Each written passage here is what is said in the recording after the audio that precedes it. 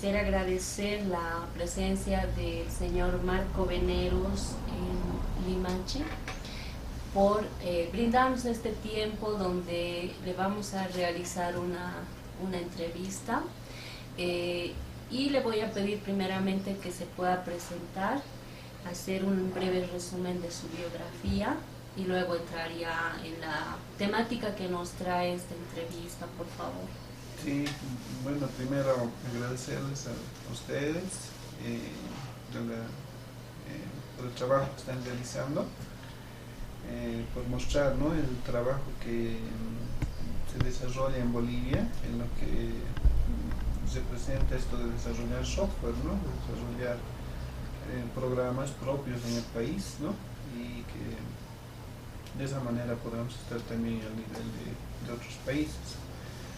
Bueno, en mi caso yo llevo trabajando en esto un poco más de 25 años ya, a estas alturas, y para mí ha sido una suerte de poder encontrar mi vocación bastante joven, saliendo de colegio, y accidentalmente también, ¿no?, leyendo historias sobre todo, en aquella época que todavía no había, ¿no?, esta cuestión en nuestro país no estaba muy bien conocido, porque si nos retrotraemos en el tiempo, la carrera de informática aquí debe ser entre los años 86, 88 más o menos, ¿no?, que ha aparecido, ¿no?, donde se comenzó. Y bueno, en aquella época todo lo que nos llegaba a nosotros era por periódicos, revistas, entonces de esa forma es que he podido ver que era un campo muy lindo, en el cual uno puede hacer lo que uno desee y con un poquito de creatividad nada más, ¿no? Y la gran ventaja es que el mundo está lleno de problemas, ¿no?, y esos problemas están esperando a que alguien los pueda resolver o mínimamente los pueda optimizar, ¿no? Entonces, cuando hablamos de sistemas, cuando hablamos de informática, hablamos de ese campo, ¿no? Y a mí eso fue lo que me atrajo tempranamente. Intenté aprender esta cuestión tomando cursos en algunos institutos jóvenes en aquella época, y de hecho cuando yo tuve mis primeros acercamientos fue con computadoras Atari, ¿no?, de esas que se conectaban al televisor, y aprendí a programar algo de BASIC. Luego ya, bueno, en el lugar que hice este curso, compraron una máquina de las primeras IBMs de no sé cuántos miles de dólares, y nosotros teníamos que pelearnos por tener un minuto por lo menos de poder manejar ese equipo. De hecho era un solo equipo para una cosa de por lo menos 35 o 40 personas que queríamos manejar. Y a veces teníamos que amanecer, nos encerraban en el curso, pero era un precio que nosotros estábamos dispuestos a pagar por aprender un poco, por tener contacto con este tipo de computadoras. Pero después esto ha ido bajando de precio, y al final, ¿no?, las personas que mantuvieron ese entusiasmo también en el tiempo pudieron lograr muchas cosas, ¿no? Y de aquella época, cuando todo esto ya comenzaron a aparecer las computadoras clones, o lo que en Bolivia llaman las computadoras chanchitas, ¿no?, y ya esto comenzó a abaratar, ya me hice de un equipito, yo lo armé personalmente, y comencé a programar. Inicialmente programaba mucho en BASIC, luego comencé a programar en Pascal, muchísimos programas, y Pascal llegué a manejar en términos de porcentaje, estimo hasta un 80-90% el lenguaje como tal, y eso nunca llevé un curso de Pascal. Yo lo aprendí solo. Pero después, ya cuando vi que los programas profesionales se desarrollaban en C y medio mundo le tenía miedo a C, entonces comencé a meterme a esto de C y comencé a hacer muchos programas. De hecho tengo muchos programas que mucha gente no los ha conocido. En cierta ocasión, por pura afición, por pura curiosidad, hice un compresor de archivos, algo así como el WinRAR, como el WinZip. Yo dije, ¿cómo funciona esto? Entonces comencé a experimentar cómo funcionaban los archivos internamente, cómo se almacenaba la información y sobre todo entender la parte teórica de en qué consiste lo que es la teoría de compresión. Y cuando logré entender eso, hice mi propio compresor. Y me funcionaba casi igual o similar a los compresores de aquella época, ¿no? Del WinRAR y sobre todo, ¿no? Por el Pecan Simpson, si mal no recuerdo. Me hice mi propio editor de iconos que usaba en los programas. Y eso me metió un tipo de programación bastante avanzada en aquel tiempo, de programación gráfica.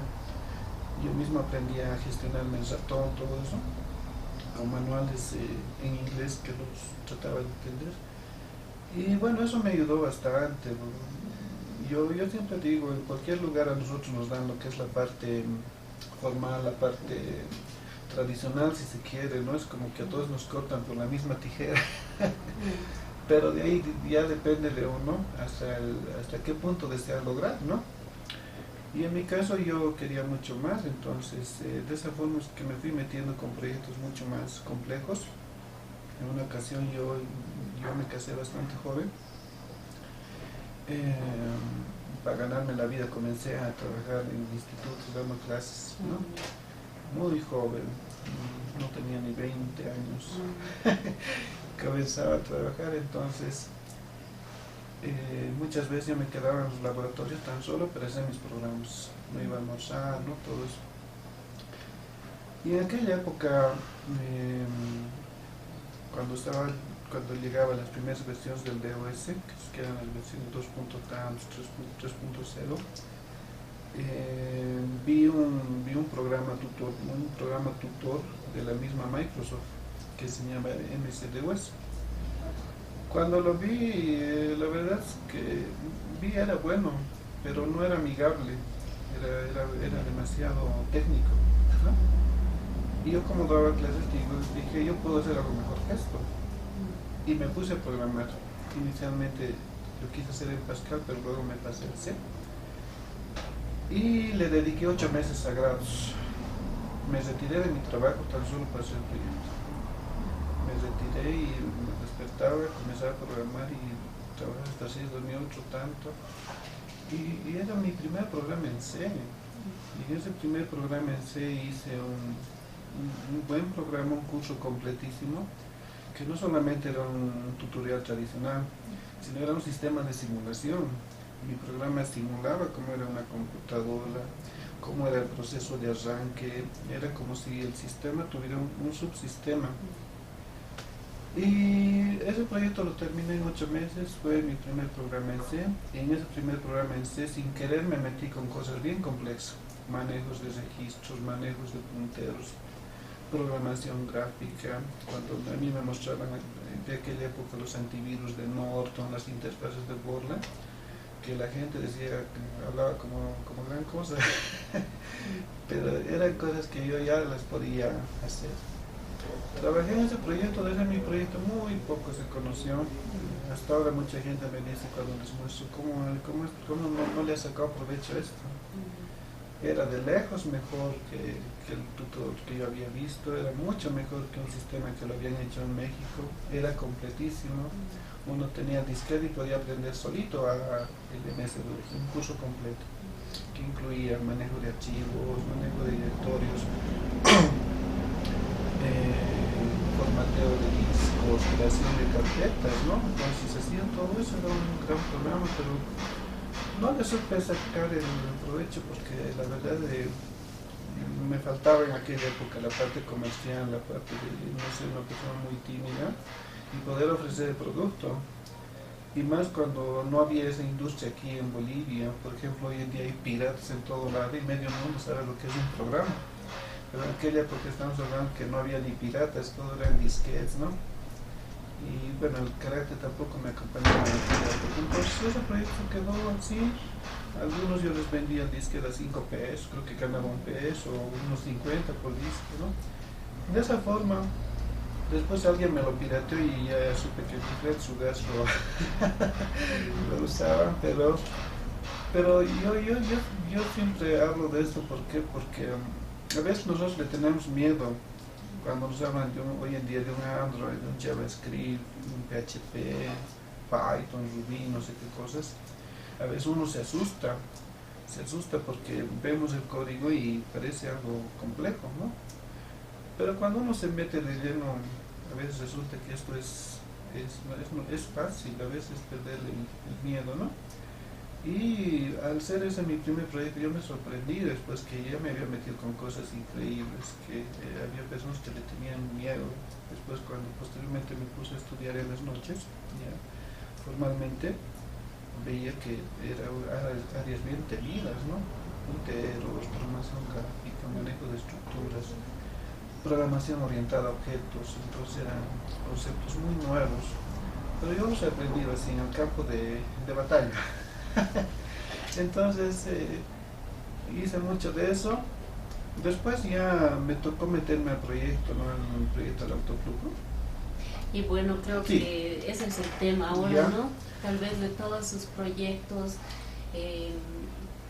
tal vez ha sido la falta de oportunidades, ¿no? De difundir los productos que ha logrado hacer en cuanto a software. Autoflujo, ¿cómo nace la idea de este proyecto? ¿Cómo ve la necesidad de poder, digamos, crear este software, ¿no? Y una vez de que nace esa idea, ¿cuánto tiempo demora, no? Ya. Cuando yo pensé en este proyecto, la verdad que no sabía dónde me estaba metiendo. O sea, era tanta mi confianza. En esas épocas ya enseñaba yo algo de programación, y lo hacíamos en Basic, Pascal. Muy pocos querían enseñarse, le tenían miedo, era un lenguaje bien temido. Y yo enseñaba esta parte pues, de los diagramas, de la lógica, ¿no? Como ya tenía cierta práctica en eso. Y un momento yo me puse a pensar que eso también se podía automatizar, ¿no? Y dije, se puede hacer un programa, sería muy bueno un programa que haga todo esto. Y bueno, la gran dicha que tengo ahora es que yo tengo mi primer bosquejo, que está en mi misma página de Facebook, en el blog de Autoflujo, en una hojita bien viejita con garabatos y con lápiz. Y es una hojita que no sé cómo se me ha quedado, para mí es algo muy lindo, porque así surgió la idea. Pensé cómo podía ser la interfase, el programa, y aquí yo le puse como nombre sistema ensamblador de algoritmos. Y comencé con esto. De hecho, una primera vez yo estaba creando en Pascal, ¿no? Pero la parte gráfica, esta cuestión de la interfaz era lo más fácil, no era algo que a mí me preocupara. Yo había hecho programas con manejo de ratón, con manejo de imágenes, entonces ese no era mi temor. Pero lo que yo desconocía totalmente era la parte que había por detrás, o sea, cómo funciona un lenguaje de programación como tal, ¿no? Porque lo que yo estaba, me había puesto un reto demasiado grande, ¿no? Demasiado grande para la época, porque creo que nadie lo había hecho. Todo nos venía de afuera, C, Pascal, DBase, Fox, y de pronto se me ocurre hacer esto y tuve que meterme poco a poco en este campo. Entonces, me llevó muy buenos años porque este es un campo bien complejo, ¿no? Tremendamente complejo. Y bueno, en aquella época también yo tomé unos cursos en las noches y me puse a estudiar en una joven universidad privada. Y da la casualidad que en el segundo año logré ver algo de esta parte.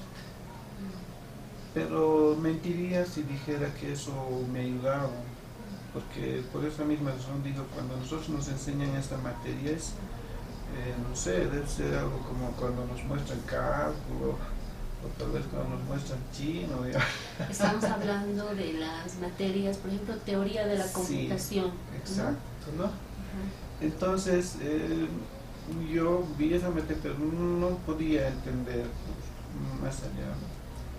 Y bueno, después ha sido eso, como dicen, intentar, ¿no? Una y otra vez, y sobre todo nutrirme de buena bibliografía, Y muchos de esos libros me han acompañado años,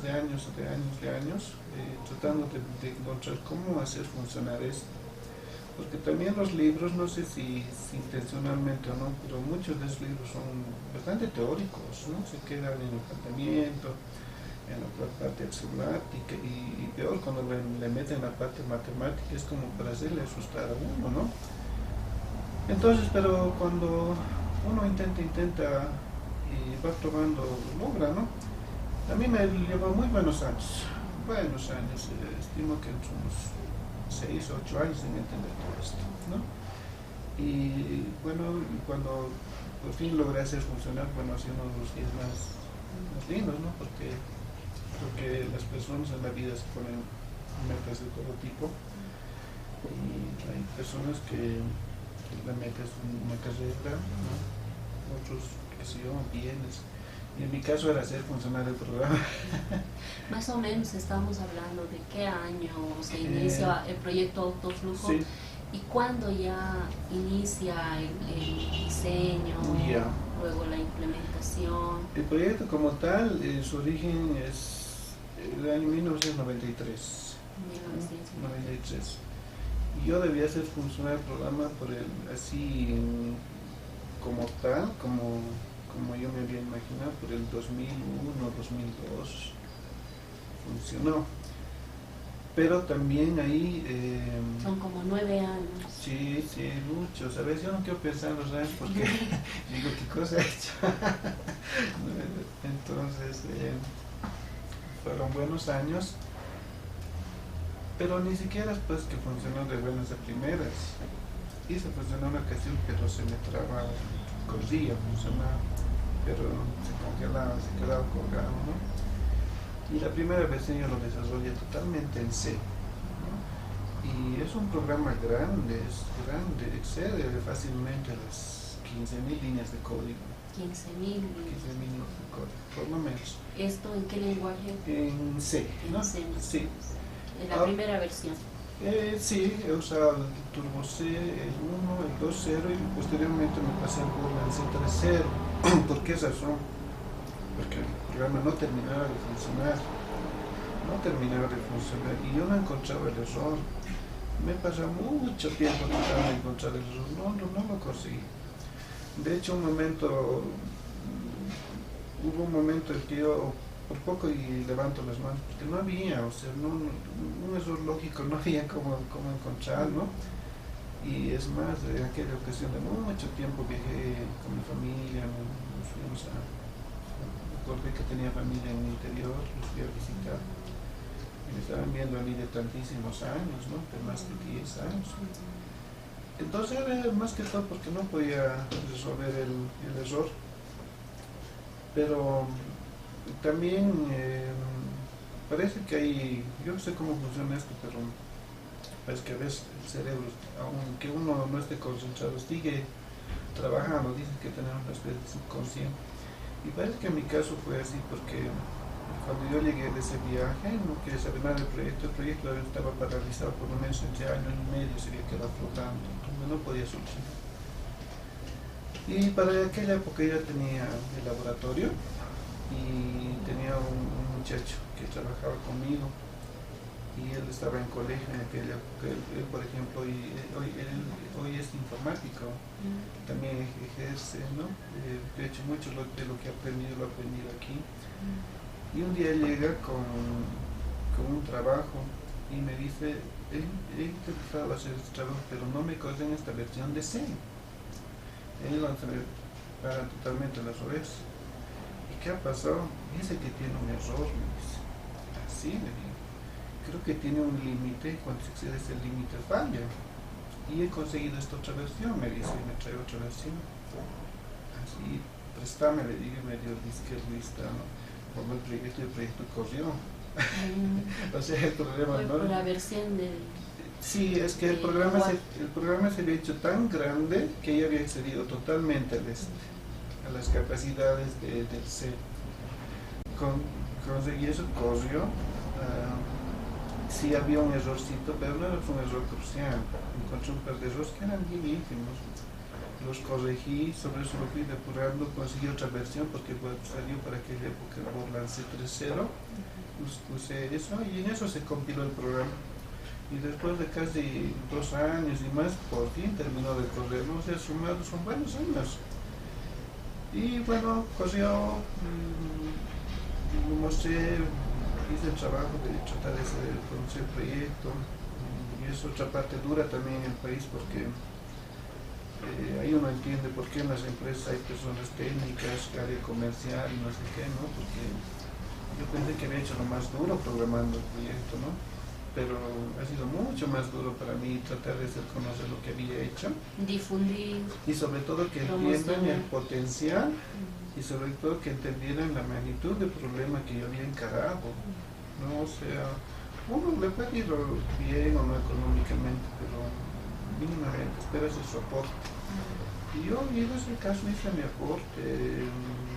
Medio mundo me decía que no iba a poder, pero se podía, ¿no? ¿Esto más o menos en qué año se concreta? Ha sido entre el 2003 al 2005. Desde 1993. Sí, ha sido muy buenos años. Y de lo que yo estoy seguro es que cuando yo comencé el proyecto, no había un proyecto así parecido. No había. A los 4 o 5 años que yo comencé, sí comenzó a aparecer proyectos similares en Colombia, en Estados Unidos, ¿no? Pero mucho después. Pero muchos de esos programas no hacían lo que hacía mi programa, o sea, de lo que hacía mi programa, lo que más creo que les llamaba la atención era que era directamente pasar de un planteamiento teórico, que era la enseñanza tradicional, ¿no? De cómo uno le enseñan con papel y lápiz, y que también es una especie de tortura cuando uno va a la carrera de sistemas, informática, porque al final de cuentas no todos tenemos la misma creatividad, algunos son más despiertos, otros menos, pero cuando uno le tratan de meter todo eso de buenas a primeras veces, la persona dice esto no es para mí y lo mismo. Estamos hablando de autoflujo, ¿no es cierto? Sí. ¿Cómo definiríamos autoflujo? En realidad es una herramienta, podríamos definirla como una herramienta case que le puede servir a un programador que se está iniciando en el desarrollo de software. ¿Cuáles serían las características más importantes de autoflujo?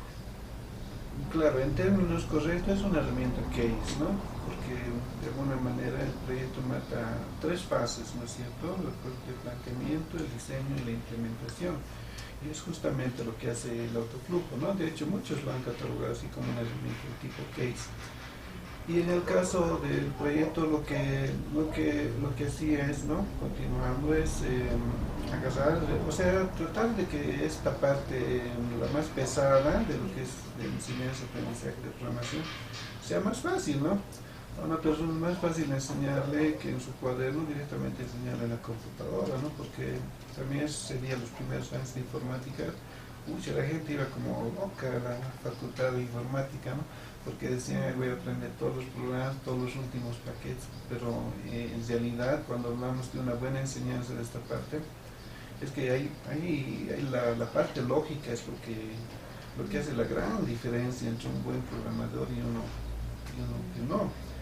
Y para esa parte lógica sí o sí nomás, pues esta parte de los diagramas son cruciales, ¿no? Entonces, en ese caso para mí era automatizar toda esa parte y hacer que todo ese trabajito manual sea un trabajo mucho más práctico, mucho más fácil de hacerlo. Y se me ocurrió añadirle también la parte de generación de código, porque yo veía que había muchos problemas en cuanto a codificación, por la sintaxis del programa, que un punto y coma, que un numeral, que un paréntesis, que una llave y demás, ¿no? Entonces también hay cuestiones pesadas. Y este fue, digamos, tal vez sin querer, el mayor aporte que yo le podía hacer al programa. No era el objetivo principal. Para mí era máximo que diseñe y que lo haga funcionar.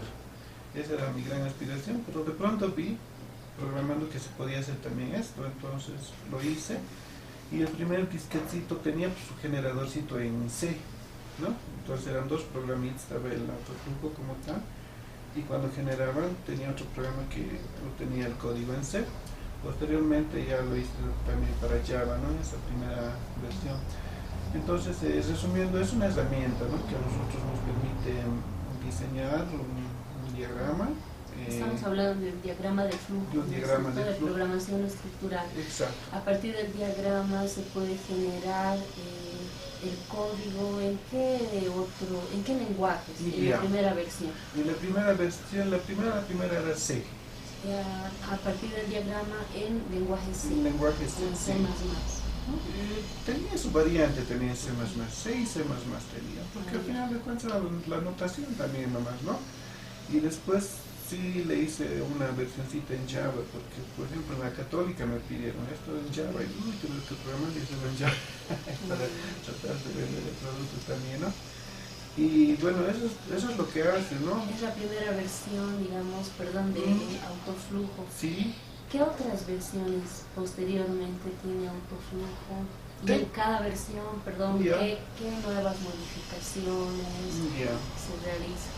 Técnicamente son dos versiones, ¿no? Porque es un trabajo grande, enorme, ¿no?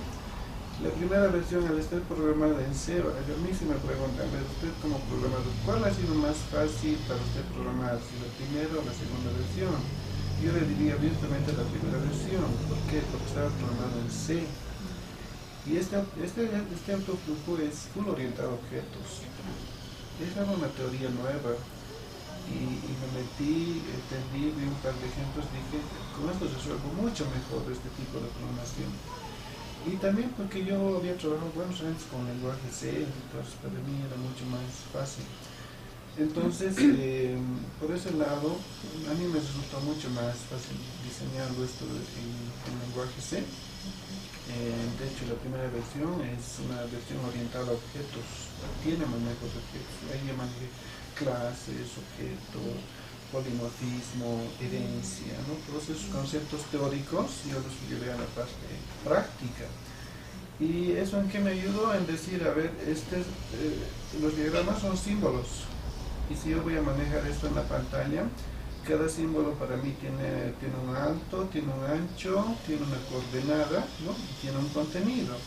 Y eso es algo que lo comparten todos los demás símbolos del diagrama. Entonces yo tenía una clase base que me manejaba eso. Y a partir de esta clase base yo derivaba otras con las que creaba los demás objetos. Entonces, por ese lado ha sido mucho más fácil para mí trabajar en la primera versión. El C es mucho más orientado a nivel de objetos que otro lenguaje, ¿no? ¿Y en la segunda versión? En la segunda versión, cuando me metí, el mundo ya había cambiado a Windows y era todo Windows. Y también mi programa de la primera versión tenía una limitación. Por ejemplo, solamente trabajaba full diagramas, pero básicos, ¿no? No manejaba, por ejemplo, vectores, no manejaba matrices, ¿no? Y no manejaba funciones, no soportaba modularización. Entonces ya me puse eso como meta para la segunda versión. Y cuando comencé, yo comencé también en 2006, 2007, yo comenzar con el proyecto. Y inicialmente lo quise programar en Visual C, pero me ha dado N problemas. Y de hecho el Visual C como lenguaje no existe, ya sabes, el C#, ¿no? Y me comí unos buenos libros, pero nunca logré que funcionara como yo quería. No terminaba de funcionar, le encontré muchos problemas. Y dije no, y opté por lo que yo también manejaba, para aquella, porque ya manejaba muy buen nivel el Visual Basic. Había hecho una especie de sistema geográfico en aquella época, que se lo ofrecía la Alcaldía de La Paz, se lo ofrecía a donde ese sistema hacía, por ejemplo, lo que hace hoy en día Google Maps. Y el proyecto que yo les planteé a ellos era de informatizar toda la ciudad de La Paz, ¿no? Y les mostré un modelo que toda la plataforma es mía, diseñada en Visual, donde uno podía encontrar desde la calle coordenadas, podía hacer búsquedas y hacía un tratamiento totalmente visual. Podía ubicarse con el ratón, identificaba en el mapa dónde estaba uno, encontraba rutas directas. Era un proyecto bien ambicioso. Entonces, en aquella época yo había trabajado con Visual Basic y dije, bueno, lo voy a tener que hacer en Visual Basic. Pero eso fue como volver a comenzar con el proyecto, porque programar en C y programar en Basic es totalmente distinto.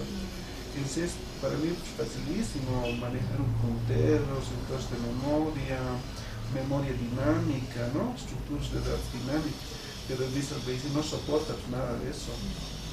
Entonces tuve que darme formas de agarrar el código en C para llevarlo a Visual. Porque del proyecto, ¿qué es lo más importante? ¿Qué es lo más duro? Lo más duro ha sido programar el lenguaje como tal. O sea, de que yo pueda escribir algo y sepa interpretármelo. Y eso es la esencia de un lenguaje de programación, ¿no? Y todo eso es un módulo bastante grande, ¿no? De muchísimas líneas. Muchas de ellas son funciones recursivas, entonces programar desde cero era una locura. Entonces yo tuve que adecuar esa parte, del C, llevarlo a Visual, y ya para la parte interna como tal del manejo de memoria tuve que adecuarme a ciertos componentes del Visual para agarrar toda esta cuestión que era un manejo dinámico de memoria en C, ¿no? Punteros, bloques de memoria, y darme la forma de poderlo trabajar en Visual, ¿no? Con los objetos que me ofrecía. Entonces, pero el principio es el mismo, ¿no? Cuando uno conoce la teoría, entonces ve cómo se puede solucionar esto. Hice ese trabajo, hice la transición y bueno, el valor agregado que ya le metí a la segunda función era que maneja vectores, matrices, muchos vectores, a lo que la computadora soporta la memoria. Manejo de funciones, ¿no? Y eso es algo muy bueno porque no he visto un programa que lo maneje así facilito como maneja el mío, y sobre todo un manejo de funciones de diagramas recursivos, ¿no? El primer programita tenía no me acuerdo muy bien, no eran muchas funciones matemáticas, entre raíz cuadrada, valor absoluto, que yo los manejaba con simbolitos. Por ejemplo, cuando yo quería usar una raíz cuadrada en la primera versión, era arroba. Se ponía arroba, se dio paréntesis, eso significaba raíz cuadrada. En esta nueva versión es como cualquier lenguaje, pues, ¿no? Necesito valor absoluto, escribo la función a, ¿no? Necesito la raíz cuadrada, SQRT, ¿no? La función exponencial, y le metí una cosa de 18 funciones matemáticas, dos formas de manejo de ángulos, ¿no? Radianes y grados, ¿no? Después tiene funciones trigonométricas, ¿no? Maneja vectores, matrices, y bueno, eso es todo lo que le he metido. Y en la parte de ejecución también ya le metí tres tipos de ejecución. El primer autoflujo solamente funcionaba paso por paso, símbolo por símbolo. Y a veces cuando uno ya conocía esto era lento, pues repitiendo, ¿no? Entonces esta nueva versión tiene tres modos, puede funcionar como cualquier lenguaje. Le meto los datos, obtengo la salida, ¿no? O sea, una corrida directa. El modo paso por paso y el modo de depuración, donde uno puede ejecutar hasta cierto bloque y luego hacer paso por paso al resto, ¿no? Esas han sido las innovaciones de esta versión. Estamos hablando de que el año 2006 se inicia la versión 2 sí. de autoflujo. ¿Y cuándo concluye? Estamos en 2017, por lo menos 4 o 5 años atrás que lo terminé. Estamos hablando de 2002, sí. Son como 6 años. Por eso sí es como programar desde cero. Ha sido un proceso largo, ¿no? Larguísimo. Ya entrando a lo que vendría a ser ese análisis, el diseño del proyecto autoflujo, ¿cuáles han sido las herramientas, las estructuras de datos que se han utilizado dentro del proyecto? Hablamos de algunas estructuras de datos estáticas, dinámicas, tal vez resumiéndolo de manera general, y luego vamos a hablar de lo que vendría a ser la teoría de la computación, que también ya es otra parte que se ha aplicado en el proyecto, ¿no es cierto? Sí. Entonces, primero las estructuras de datos. En la primera versión se ha usado todo lo que era estructura de datos estáticas, vectores, matrices, pero se ha usado muchísimo más lo que es estructuras de datos dinámicas. Ahí estamos hablando de árboles, estamos hablando de grafos, estamos hablando de punteros y bloques de memoria, ¿no? y el manejo de clases y objetos ya dentro de lo que era programación orientada a objetos, ¿no? Entonces, por eso hace rato decía, para mí ha sido mucho más emocionante trabajar en C, porque el C es la teoría de objetos, de programación orientada a objetos, muy linda. A mí, desde que la conocí, me encantó, porque cuando uno ha trabajado años de años con programación tradicional, y de pronto ve un mecanismo que es poderoso, con el que puede resolver muchísimas cosas, entonces, y le encuentra esto del camino y le entiende mínimamente la teoría, cómo funciona, entonces puede resolver el problema. Hoy en día estamos viviendo, todo es programación orientada a objetos, ¿no? Cuando a mí me muestran el programa, para mí todo es un objeto, todo es una clase, ¿no?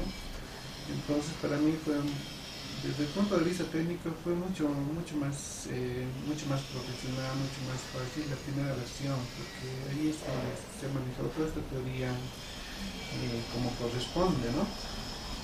En la segunda versión, si bien el Visual Basic se decía que era un lenguaje por definición visual orientado a objetos, pero cuando hablamos en términos de teoría de objetos no es tan así, pues, no es, hasta por ahí nomás va. De hecho, de los orientado a objetos era tal vez el menos orientado a objetos, ¿no? Entonces ahí ya tuve que darme formas, por ejemplo, ahí sí manejé estructuras básicas, ¿no? Vectores, matrices, estructuras que manejan el Visual, y después adecuarme a otro tipo de componentes que me proporcionaba Visual para hacer la transición de esta programación en C a Visual Basic, ¿no? Pero en esencia han sido estructuras más ligeras, ¿no? Vectores, matrices. Y bueno, si hablamos dinámicamente, sí entra mucho de lo que es la obtención dinámica de objetos en Visual. Eso sí se usa bastante también, ¿no? Pero el Visual lo tiene esto de una forma un poco más automática, ¿no? Entonces es como una programación orientada a objetos, pero más trabajada, más ya... Es como un bloque yo que solamente lo tengo que usar, digamos, ¿no? Bueno, entrando ya a lo que es la parte de teoría de la computación, es cierto, ¿no? Muchas veces los conocimientos transmitidos en los textos, en los libros, no tienen ¿cómo se podría decir? Se quedan en la teoría, en un fundamento más teórico que práctico, ¿no? No se logra engranar la teoría con la práctica a la hora de, por ejemplo, construir, ¿no? alguna herramienta o tal vez un lenguaje de programación donde uno tendría que tener esas bases sólidas, ¿no? Y de repente esa es una limitación para muchos programadores, ¿no? Que tienen la intención de hacerlo, pero de repente no manifiestan interés por la dificultad que representa esto, ¿no? En cuanto a teoría de la computación, ¿cuáles serían las temáticas más esenciales, ¿no? que han servido para el proyecto Autoflujo? Bueno, esto de teoría de la computación es una materia fea, ¿no? Compleja, ¿no? De hecho, es de las menos queridas, supongo, ¿no? Un poco abstracta a veces. Un poco abstracta, y si nosotros hacemos la analogía, digamos, cuando nosotros estudiamos en colegio, es como cuando nosotros vemos matemáticas, ¿no? Física o química, es lo que decías, ¿no? De que a veces todo esto se queda en la parte teórica. Por ejemplo, yo con todo este proyecto he tenido la opción de poder trabajar en algunas cuestiones con algunas instituciones, ¿no? Y ahí debatíamos mucho esta cuestión de la educación, o sea que si nosotros realmente queremos un sistema educativo de calidad, tampoco estamos reinventando la rueda, es lo que están haciendo en otros países. Programación en otros países se aprenden desde los 6, 7 años, ¿no? Y hay todas las herramientas hoy en día para que un niño de esa edad pueda aprender a programar. Pero ¿cuál es la gran ventaja de que todo eso no se queda en la parte teórica, ¿no? Por ejemplo, si a mí me tocara enseñar física, yo no enseñaría la física tradicional, ¿no? Que se queda en la pizarra con su diagrama y demás, sino que si a una persona se le dice que esas fórmulas, todo eso se lo puede llevar a la parte práctica y poner ejemplos como tal, ya sea mediante una herramienta, ¿no? Como la computadora, hacer un programita, porque ahora hay herramientas para niños, ¿no? Eso de los code blocks está de moda, el Scratch, Pixie, Google también tiene su propio lenguajito orientado a ese mercado. Es una programación facilísima, fácil. Es increíble cómo pueden hacer un programa que antes nos llevaba 2, 3 meses, que lo hagan en un día, ¿no? En una hackathon es maravillas. Entonces, ese tipo de programación, cuando la herramienta se la sabe enseñar, y es más, si la herramienta es bien amigable y el profesor dice, esto nos va a servir para esto, y lo podemos aplicar a la vida real, digamos que es física, y estamos aprendiendo movimiento parabólico, podríamos hacer la simulación de un balón de fútbol, variarle, qué sé yo, el ángulo, variarle la gravedad, pues, y hacer ver todo eso en la práctica, o tal vez el vuelo de un avión, ¿no? O si estamos enseñando geometría analítica, digamos, toda esa teoría al mundo real, por ejemplo, explicando que así funciona el GPS, digamos, ¿no? Es un ejemplo analítico, decir que todo es geometría, ¿no? Y el GPS es geometría, y nosotros mediante el uso de estas ecuaciones podemos aplicar y hacer un modelo de simulación, por ejemplo. Entonces, cuando a nosotros nos explican esto de teoría de la computación, de lo que son los lenguajes formales, no formales, los autómatas, las máquinas, el procesamiento del lenguaje natural y demás, generalmente cuando se hace todo este análisis léxico resulta pues feo, resulta feísimo, ¿no?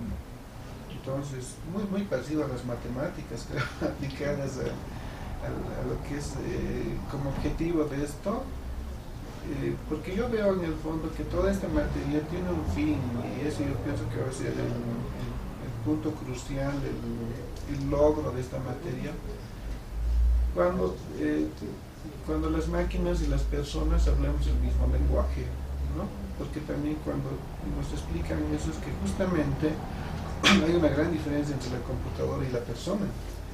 Nosotros hablamos como queremos, ahorita cuando estamos conversando de esto, yo puedo hablar de una forma u otra, o pasarme a un tema, volver a nuestro tema, ¿no? Entonces, el lenguaje humano es un lenguaje mucho más versátil, nos entendemos como ser, no hay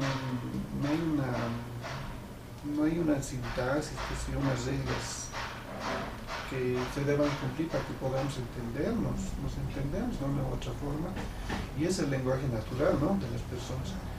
Pero el lenguaje de la computadora necesita, ¿no? Necesita una sintaxis, necesita un alfabeto, ¿no? Necesita que eso se pueda entender de tal forma que la computadora pueda llevar a cabo las operaciones que nosotros le estamos indicando, ¿no? Entonces, cuando nos meten a toda esa cuestión, esto resulta complejo, ¿no? Porque nos hablan de cadenas, tokens y no sé qué, pero esto es, en términos axiomáticos, resulta bien complejo. Si eso se lo deja así, eso va a quedar como recuerdo del estudiante, si no se hace una aplicación como tal, ¿no? Pero mínimamente cuando uno se le enseña, digamos, lo que es un autómata, qué es un alfabeto, qué es un léxico, para qué sirve, qué es una sintaxis y cómo se aplica esto en la práctica, entonces eso da muchas opciones. Y cuando yo me metí al proyecto yo no sabía nada de eso, nada, entonces comencé a aprender y vi que el alcance de esto no solamente se podía quedar pues en los lenguajes de programación, se podía llevar esto por ejemplo, a los monederos, cajeros automáticos, ¿no? Porque tienen que hacer ese tipo de interpretación de la información, son autómatas como tal que están haciendo este trabajo. Y en mi caso fue meterme a estudiar esto de que para lograr un trabajo como el que yo quería, tenía que cumplir con 3 fases, ¿no? Uno que era el análisis léxico, el análisis sintáctico y el análisis semántico, mínimamente como tal. En el léxico, el trabajo está en que mi programa debe ser capaz de ver si un símbolo que yo voy a meter por el teclado es aceptado por mi lenguaje, por el lenguaje que yo defino, ¿no? Y ahí hablamos de los lenguajes, ¿no? qué símbolos va a aceptar, qué números, ¿no? Todo eso, y ver si cumple todo eso, ¿no? Entonces ese trabajito es bastante bonito. Ahí entonces uno ve, ay, con razón, pues me estaban dando teoría de grafos, era para esto. En este caso, cuando en un diagrama de flujo se utiliza, por ejemplo, el símbolo, o se utiliza el símbolo igual, Sí. ¿A qué otro símbolo equivale, ya sea en C++, en Java o en algún otro lenguaje, ¿no? Sí, pero en esencia es entender, por ejemplo, que, a ver, si yo hablo de Pascal, en Pascal una asignación era, digamos, bueno, en las variables. Hay una regla para las variables que dice una variable puede ser una letra, ¿no? Y después de la letra puede venir números, ¿no? Pero no puede ser a la inversa, no puede ser primero el número y luego la letra, o no puede estar metiendo el punto y coma ni símbolos extraños, ¿no? Entonces, cuando hablamos de análisis léxico, estamos hablando de ese formato. Si yo hago el análisis léxico por una variable, debería ser mi lenguaje tan bien definido de decir, hay una letra, acepto, viene un número, lo acepto, pero viene un símbolo extraño, deja de ser una cadena válida. Entonces, ese viene a ser el análisis léxico como tal, ¿no? Los símbolos que yo estoy permitido para poderlos usar en mi lenguaje. Entonces, eso lo definimos mediante una tabla, mediante un alfabeto, ¿no? Ahora, cuando hablamos del análisis sintáctico, ahí sí ya estamos entrando a esa cuestión, digamos, en Pascal, por ejemplo. Sí, es válido. Claro, en Pascal si hablamos de asignaciones, estamos hablando, si digamos, la variable x, queremos que tome el valor 5, sería x, 2 puntos, igual 5, punto y coma. Esa es la sintaxis, ¿no? Entonces, al hacer el análisis sintáctico, deberíamos ver que esto se cumpla, que después de la variable viene un operador de asignación y después de esto viene una expresión y después el punto y coma de manera invariable para que esta sea una cadena válida. Entonces, cuando yo defino el algoritmo, tiene que ser capaz de que esto se cumpla. Ese es el análisis sintáctico. Si hablamos ya, digamos, una igualdad en C, decimos si la variable A es igual a B, en BASIC es A igual B, digamos, ahí finaliza todo, es simple, ¿no? Pero en C estamos hablando A igual B, digamos, ¿no? Entonces, otra sintaxis, ¿no? Entonces, ahí es donde nosotros vamos viendo esto, ¿no? En el análisis sintáctico. Y ya en el análisis semántico ya es ver que todo esto que ya ha cumplido, ¿no? Que sintácticamente está, y ya ver que todas estas instrucciones hagan lo que queremos que realice, ¿no? Si es una variable que tiene que incrementar su valor en una unidad, entonces encontrar el mecanismo para que lo haga internamente, ¿no? Entonces esas tres fases son las que son cruciales en esto. Dentro del proyecto, Sí. ¿no? Bueno, vamos entonces a pasar a hablar de la implementación, tal vez de manera resumida,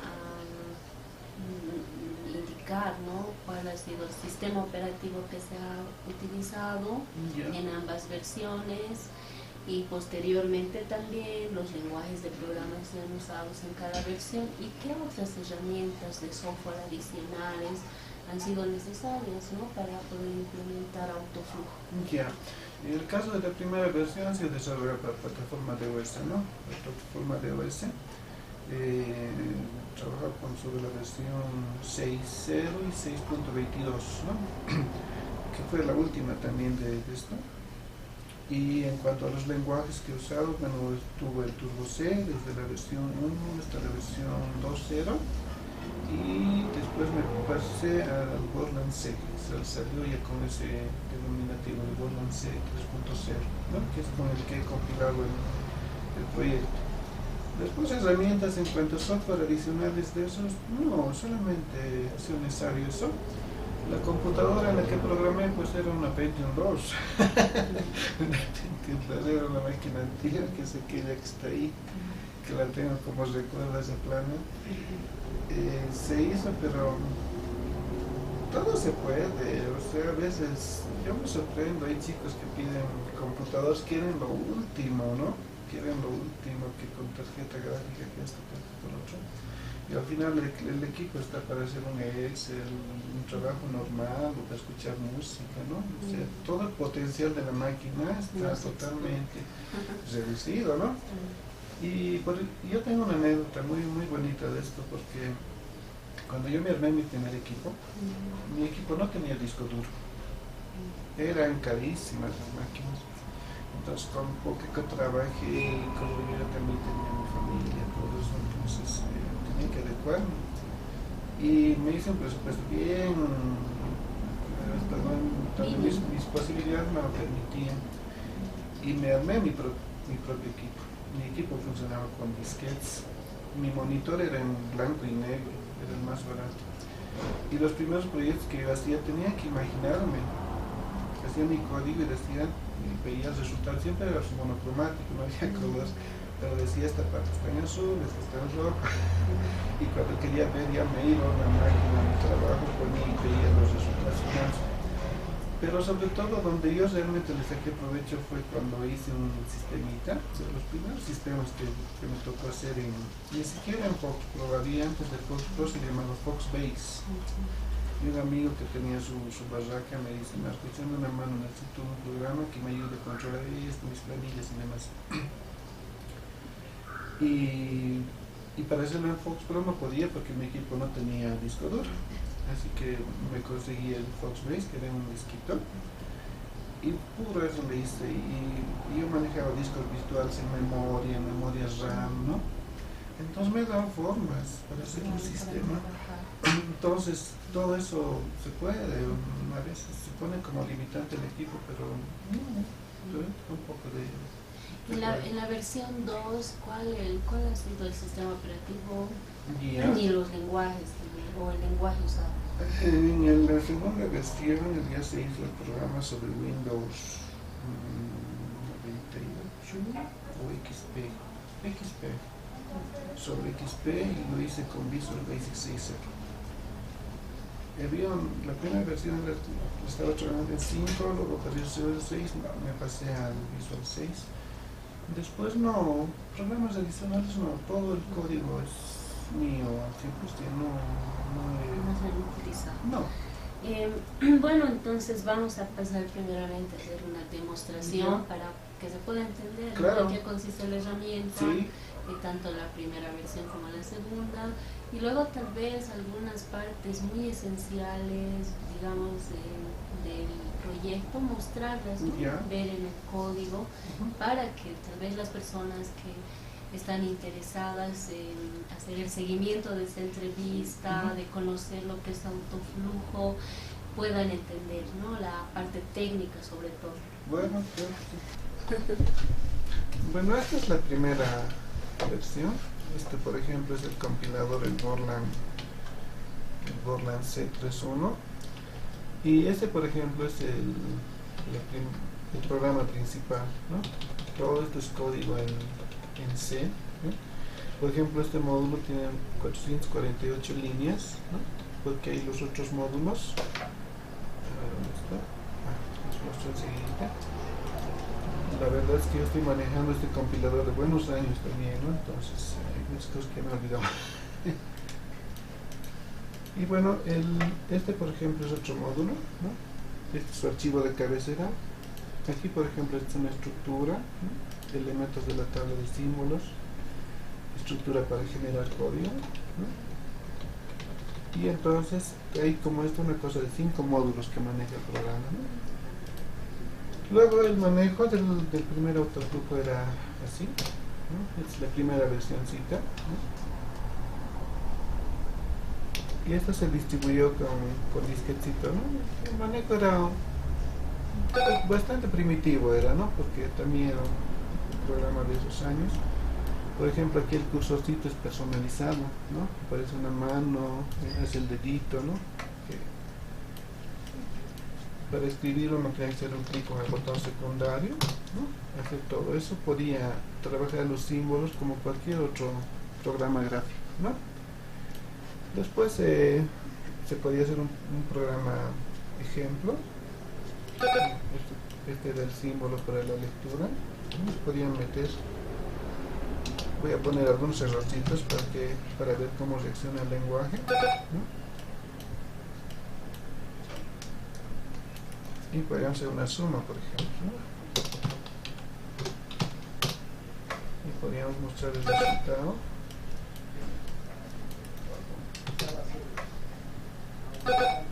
Y poner un fin. No, en esto era un poquito más trabajado hacer un diagrama porque era como dibujar en una hoja de papel.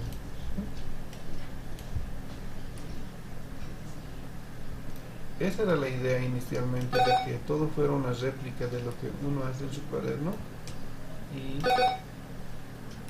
lo puede hacer en la computadora, ¿no?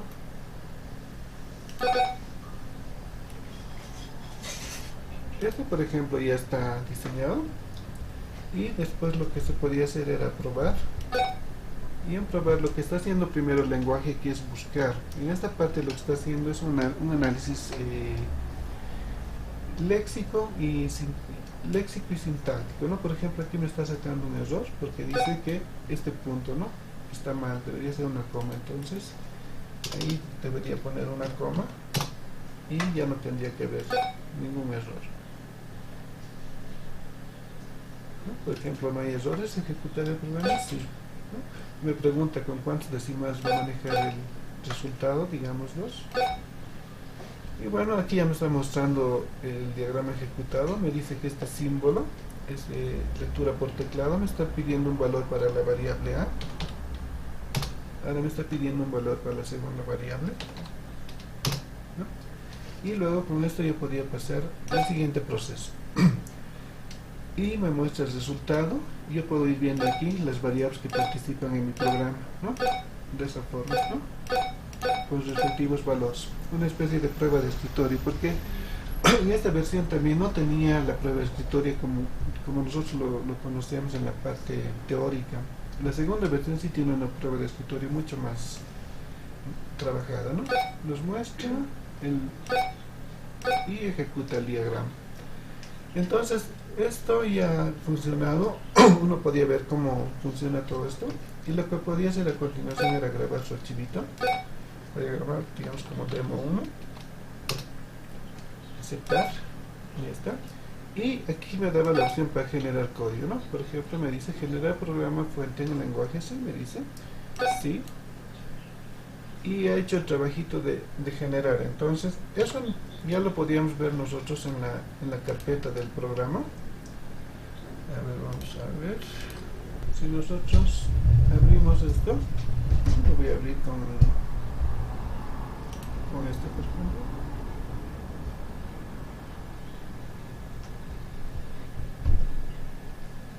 Y lo que hacía el programa era, ver, aquí ya está, ¿no? Está programado. Aquí están mis variables A, B, ¿no? Está la suma, el resultado, ¿no? Entonces, esa era la parte de la generación de código, ¿no? Entonces, para ver el código había que ir a otro programa, abrirlo, pero uno ya tenía el código como tal del En relación programa, ¿no? a la implementación de todos los módulos, ¿cuáles serían los módulos esenciales que podríamos decir son los en los cuales ha llegado a aplicar esto del análisis del léxico, el sintáctico? ¿Cuáles de estos módulos dentro de estas 15.000 líneas de código? A ver, bueno, no sé si hay algo más en cuanto a la funcionalidad. Sí, pues bueno, el manejo, podía grabar, ¿no? Borrar símbolos, podía jugar con los colores de la pantalla, eso, ¿no? Como la idea era que esto sea bastante portable para niños, para cualquier persona, ¿no? Podía hacerlo, tenía una ayuda bien pequeñita, ¿no? En esta parte. Por ejemplo, aquí están las funciones que maneja: potencia, parte entera, valor absoluto, módulo, ¿no? Entonces, era un programa bastante pequeñito, muy pequeño era este. A ver, les voy a mostrar en la parte del código. A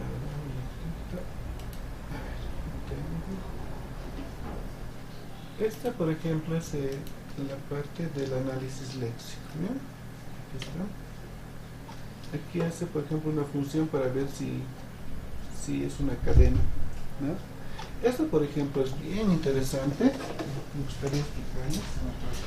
Por ejemplo, si nosotros hacemos un grafo para saber si es un número, tengo que ver todas las posibilidades. Digamos que el número sea 13, o sea, haríamos 13.05, ¿no? Dentro de las que serían cadenas válidas. Pero esto dejaría de ser válido, por ejemplo, si entra una cadena así. Esto, por ejemplo, ¿no? O si fuera 13 punto, qué sé yo, símbolo, ¿no? Entonces, cuando nosotros armamos, deberíamos plantearlo, lo que nos dice la teoría es que estos son estados, dice, ¿no? Son estados. Aquí hay un estado 1. Y digo, ¿cómo puede funcionar mi número? Digo, puedo pasar al estado número 2 mediante un dígito, ¿no? Un dígito numérico, ¿no? Un dígito numérico. El número puede quedar ahí, puede ser 1 y ya, es una cadena válida. Por lo tanto, este estado 2 también representa un estado de aceptación. O sea, si entra un dígito, que sería este, es una cadena válida si se queda aquí, ¿no? Pero si va a ser un número de varios dígitos, entonces aquí tendría que haber un ciclo, ¿no? Un ciclo donde también se sigan leyendo más dígitos, ¿no? Entonces entra un dígito, si es de una sola posición va a quedar ahí. Pero si hay más, como en este caso, entonces pueden entrar muchos más dígitos y son números enteros válidos, naturales, ¿no? Pero ¿qué pasa si es un número real? Entonces puede haber un tercer estado donde esté el punto, ¿no? Un puntito, que sería este, y pasaría al estado 3, o también aquí, ¿no? Si hay un dígito y de pronto aparece de este estado aparece otro símbolo extraño, entonces también puedo hacer que me produzca un error, ¿no? Entonces, esto por ejemplo es un grafo básico, un árbol básico para la lectura de un número real, ¿no? Ahora en la práctica esto, ¿cómo se hace? ¿Cómo yo lo llevo en términos de programación? En términos de programación lo que yo tengo que hacer es crearme una tabla de análisis léxico, ¿no? Una tabla léxica. Y bueno, a ver, recordando un poquito, más o menos sería esto, así, ¿no? Pongo aquí todos los símbolos, es mi matriz, hago esto, y aquí tengo dígito, y tengo punto, y tengo símbolos extraños, ¿no? Y aquí pondría mis estados, ¿no? 1, 2, 3, 4, desde aquí 1, 2, 3, 4, ¿no? Más o menos.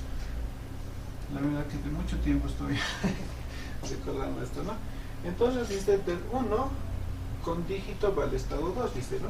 Del 1 con dígito me voy al estado 2, ¿no?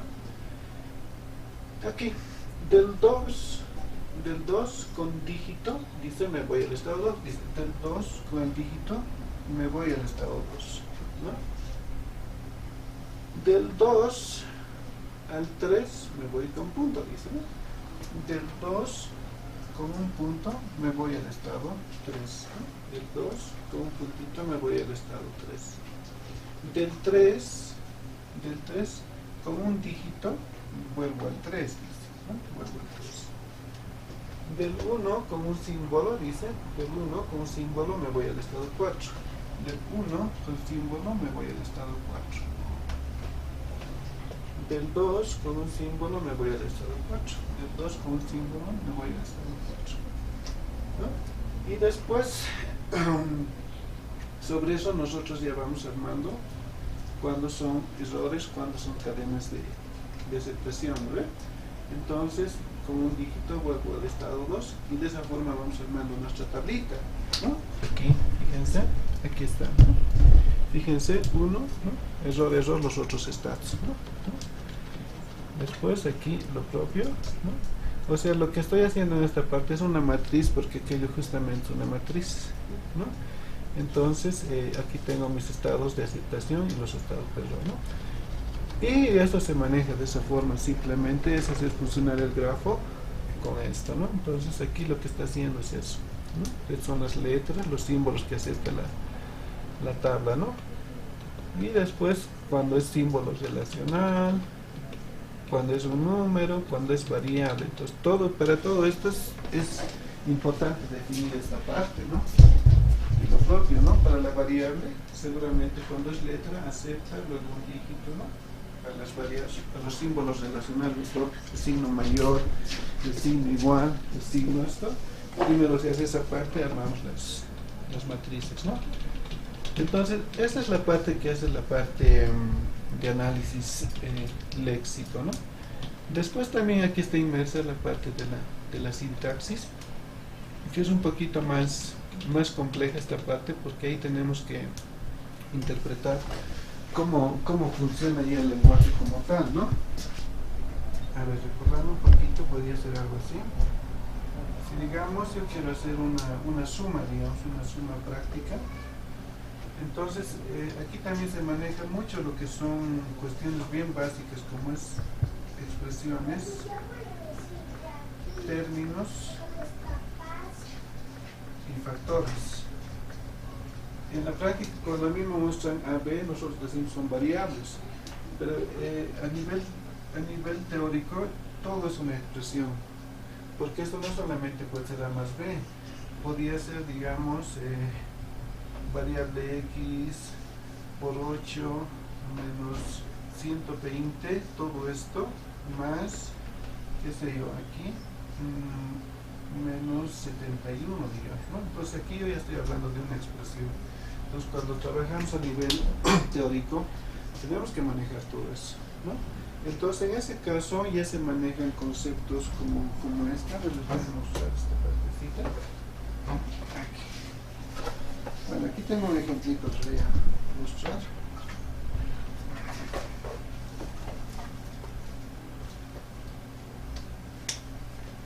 Aquí más o menos se arma una especie de este tipo. Se hace así. Por ejemplo, aquí puede estar el signo más, puede estar el signo menos. Aquí hay una expresión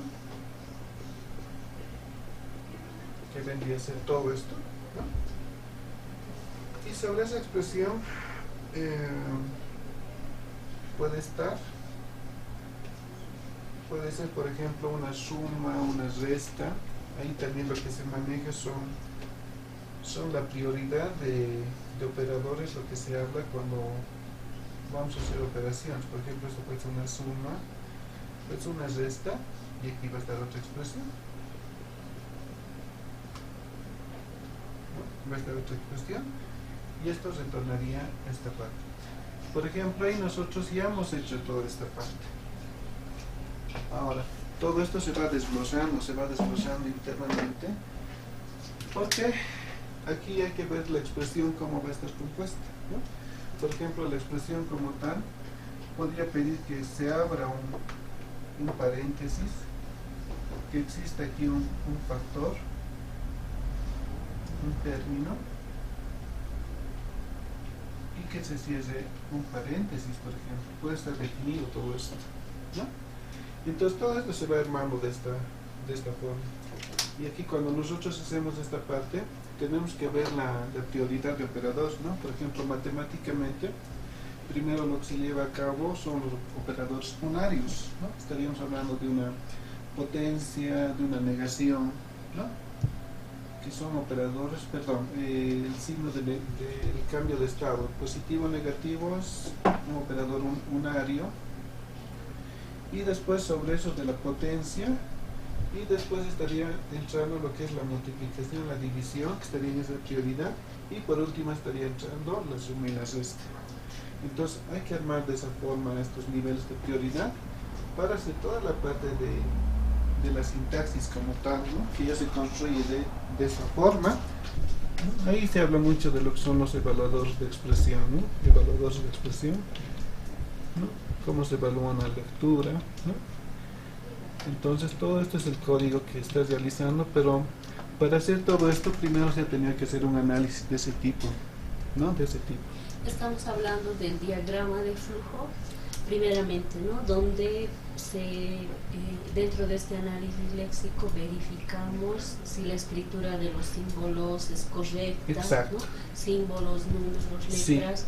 Sí. Y una vez de que se verifica esto, se realiza ya la parte de la evaluación, cuando se ejecuta ya el diagrama de flujo en sí, ¿no es cierto? Claro, porque en realidad esa es la parte sintáctica, ¿no?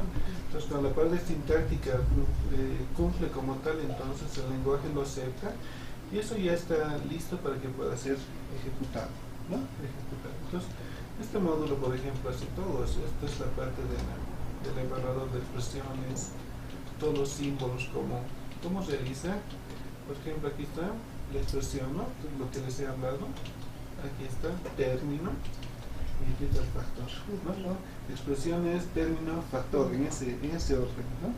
Entonces la expresión es algo complejo, el término ya puede ser una operación, y cuando estamos hablando de factor estamos hablando del elemento más individual como tal, del número, de la variable, ¿no? Entonces, y eso mediante un proceso recursivo se va realizando de esa forma, ¿no?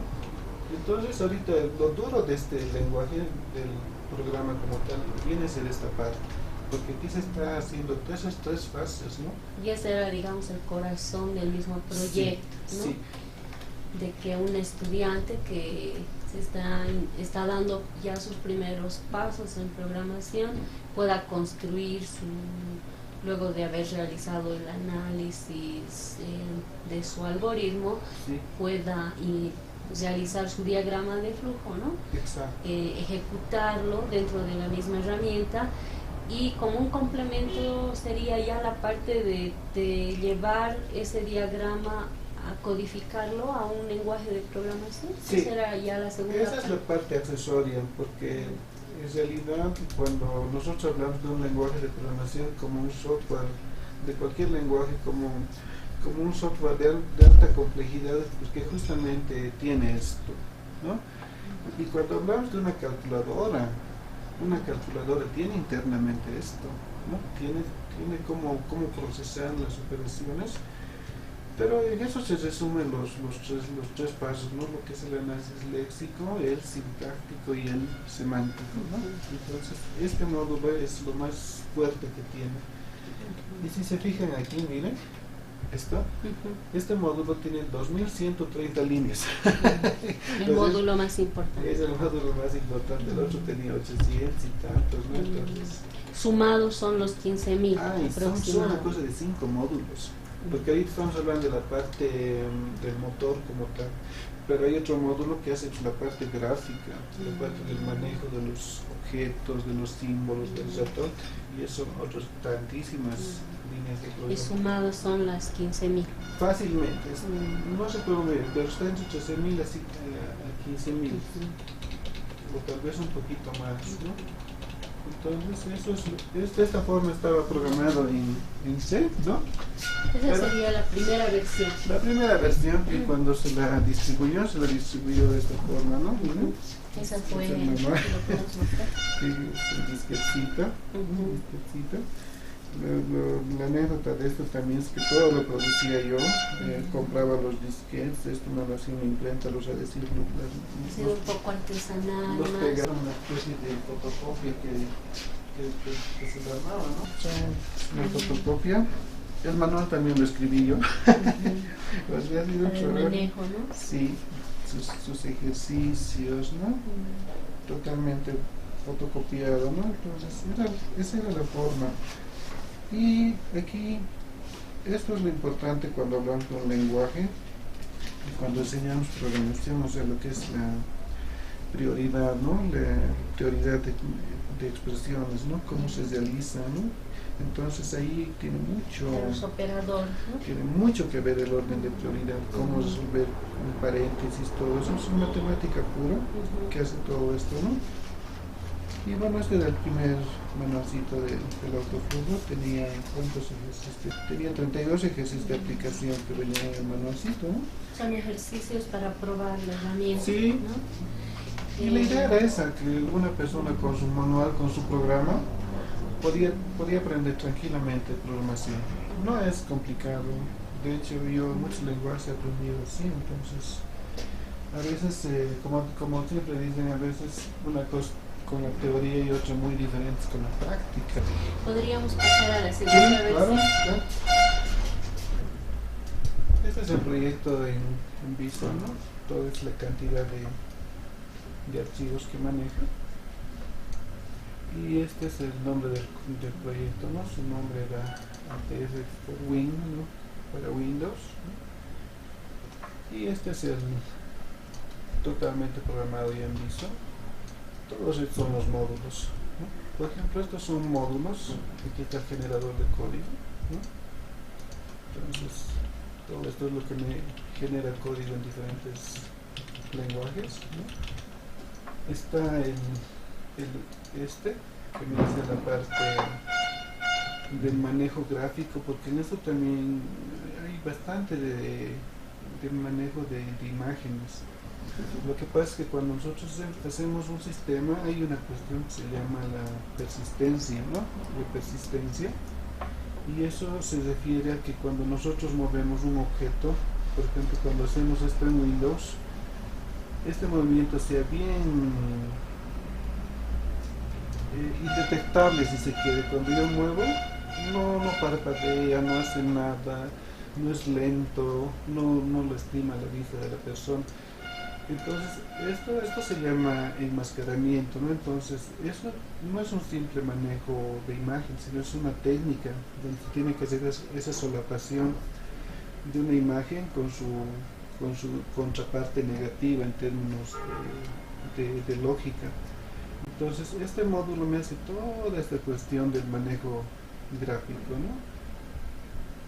Y aquí está todos los operadores que se manejan, todos los objetos que se manejan, los símbolos. También están las preferencias acerca del color de fondo, tamaño de fuente, valores predefinidos. Y ya aquí estaría lo más duro, digamos, del sistema, que es el evaluador. Si se fijan en el código, dice rutinas de control, análisis léxico, dice, ¿no? Entonces aquí está. De alguna forma este es el código que les he mostrado en C, pero ya está totalmente adecuado a la sintaxis de BASIC, ¿no? Entonces, de hecho que ha habido muchos cambios, porque no es lo mismo programar en Visual Basic que en C, ¿no? Por ejemplo, esta es una rutina bastante larga donde se están viendo todas las posibilidades, si es una variable, si es un número, si es un símbolo relacional, si es una cadena, ¿no? Y aquí lo propio para las expresiones, condiciones, expresiones relacionales, matemáticas, y lo que les mencionaba, ¿no? Lo que siempre se maneja, lo que es expresión, término, factor, que viene a ser de alguna forma la clave para poder entender todo esto, llevar la parte teórica a la parte práctica, ¿no? Esto es lo que me hace todo el evaluador. Y después aquí tenemos este es un tratamiento más técnico ya para el funcionamiento del programa, ¿no? Procesamiento de las operaciones, manejo de pilas. Esa es otra estructura también que se usa bastante en esto, ¿no? Pilas, porque cuando hacemos una expresión, todas estas expresiones, los resultados se van cargando una pila, porque todo esto no se lo puede hacer de buenas a primeras, ¿no? Sino que hay un orden de precedencia, ¿no? Hay un análisis que se hace que de manera general siempre se comienza desde adentro para afuera para obtener, ¿no? Y para meter esos resultados preliminares, esos subtotales, se usa una pila de disponibilidad, ¿no? De los resultados. Por ejemplo, este módulo hace de todo esto. Y esta parte son clases que me manejan los símbolos, y esto también son clases ya propias para el manejo de tipos de datos, ¿no? Entonces, cuando se suma todo esto en conjunto, ya sale todo el programa, ¿no? Este, por ejemplo, está con fondo azul, no lo voy a predefinir así. Tiene su módulo de configuración, uno puede trabajar, ¿no? Cambiar el color de fondo, ¿no? Cambiar el color de dibujo, el color de rastreo, ¿no? Puede hacer eso. Después hay otras configuraciones que se pueden realizar, como el tamaño de los símbolos, ¿no? Los podemos agrandar en ancho, en alto. Puedo cambiar el tipo de letra de los símbolos, puedo cambiar el tamaño, ¿no? Por ejemplo, cuando yo grabo los videos para YouTube, le cambio esto para que en el video se vea mucho mejor. Y luego el manejo es mucho más fácil, porque se puede hacer de forma más rápida, es menos menos engorrosa que la anterior. Aquí puedo hacer, digamos, voy a hacer un ejercicio para ver si dos variables son iguales o mayores. Puedo poner una condición. Podría plantear que aquí esa es igual a b. Podría poner otra condicioncita. Aquí también otra ventaja que tienes, que como en el Word se pueden copiar símbolos con la tecla control. Se puede ir borrando. Se facilita el manejo. Totalmente. Más amigable al usuario. Mucho más amigable y mucho más pegado al manejo de los paquetes Windows, ¿no? Se puede hacer eso. Puedo poner aquí. Se pueden anidar estructuras, ¿no? Claro. Porque acá en el manual que tiene hay ejercicios, ¿no? Claro donde que sí. están anidados, Sí. están las estructuras repetitivas, ¿no? Si hablamos de diagramas de Eso. flujo. ¿No? Por ejemplo, aquí he puesto dos condiciones, ¿no? Aquí podría poner un mensajito y decir que son iguales. Aquí podría decir que el mayor es A y aquí, digamos, mayor B, como una cadena de por medio, digamos, mayor B, ¿no? Entonces nos da mayor flexibilidad en cuanto al manejo, ¿no? Y sobre todo en la parte del diseño se simplifica más porque el manejo es bien parecido al Visio. Hay una herramienta que se llama Es Conexión. un graficador, ¿no? Sí, directamente, ya no es como en el otro que había que estar dibujando línea por línea, sino que esto ya es automático, es como el Visio, ¿no? Puede armar, ¿no? De esta forma. En esta versión, en cuanto a estructuras selectivas, la múltiple, Maneja. la switch también se implementa. Maneja. En la versión 1 de la misma. No había eso. Ah, ya. No Eso había. se ha mejorado. Maneja eso. En cuanto a estructuras de datos, se pueden definir vectores, matrices. Se puede. En esta versión. Se puede. En la anterior, El de la anterior no misma. manejaba. Esa sería una innovación, digamos, Claro, ¿no? Para esta y versión. sobre todo de esto, fuera de todo ello, que también hay 18 funciones matemáticas, ¿no? Ujú. Donde están todo lo que maneja cualquier otro lenguaje, trigonométricas, lógicas, matemáticas, exponenciales, maneja todo eso. Y la gran ventaja es que la ejecución es mucho más visual, ¿no? Por ejemplo, ahorita ya lo está ejecutando, me dice cuál es el símbolo, puedo activar su prueba de escritorio, ¿no? En la prueba de escritorio ya podemos ir viendo, ¿no? Por ejemplo, me pide valor para A, me pide valor para B, ¿no? Y me va haciendo la declaración. Yo en todo momento puedo ver mis funciones, porque un programa no solamente puede tener una función, sino varias, ¿no? Y nos dice, ¿no? 87 es igual a 543. No, pregunta, 87 es mayor a 543. No, por lo tanto, mayor la variable B, mayor 543. Y en el diagrama va marcando, ¿no? Claro. La corrida, Exacto. ¿no? De ejecución. Por dónde va. Y esa es una gran ventaja porque nosotros podemos ver en todo momento cómo funciona nuestro Y dónde diagrama. está el error, ¿no? Correcto. Si hubiera un error. Y otra ventaja también es el generador, ¿no? El generador ya está integrado, ¿no? Por ejemplo, aquí me está preguntando qué quiere ver el programa en C, C++, en Java o en C#. Bien, O sea, en esta versión se ha incluido ya el lenguaje C#. C#, ¿no? Ya están totalmente englobados los 4 lenguajes y lo que hace es mostrarme, ¿no? Y Aquí. genera el código en el lenguaje. Exacto, ¿no? Tenemos el código y la ventaja es que uno puede ver aquí dónde se está leyendo esto, por ejemplo, ¿no? Y aprender que se declara así para leer, ¿no? ¿Cómo es la igualdad? Aquí, ¿no? ¿Cómo muestro variables en C#? Entonces, lo tengo aquí. El estudiante de programación 1 o introducción a la programación, de acuerdo al plan de estudios, primero podría utilizar esta herramienta para probar sus diagramas, ver si funcionan, y por otro lado aprender a codificarlos, ¿no? En los lenguajes que aceptan en este caso la herramienta, ¿no? Sí, A aprender la sintaxis de manera más práctica, ¿no? exacto, porque Porque- también cada lenguaje también tiene pues su particularidad, ¿no? Por ejemplo, si nos fijamos en el caso de C#, vemos que cuando hay una variable, pues, tenemos que manejarlo de esta forma, ¿no? Anteponer llavecitas, 0 por una primera variable, 0,1 para una segunda, 0,2 para una tercera, darle ese formato. En el caso de C, digamos, porcentual D para enteros, porcentual F, reales, ¿no? Y podemos grabar nuestro código, nos graba el código como archivo de C#, lo puedo imprimir directamente, lo puedo seleccionar todo, lo puedo copiar y exportar directamente. ¿Es posible exportar el código? ¿Y el diagrama se puede exportar? No, ¿Hay alguna manera? tiene su propia, ¿no? Su propia estructura. Desde acá no se puede, se podría imprimir como... De imprimir se imprime, ahí lo cerró. De imprimir se imprime, tiene su herramienta de impresión. Ya. Se puede enviar se impresión. puede imprimir.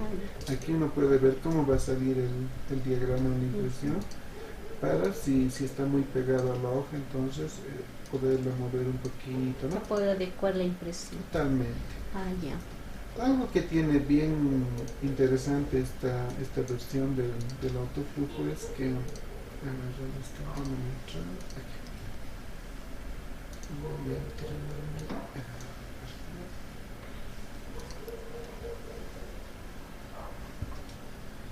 tiene lo que es la parte de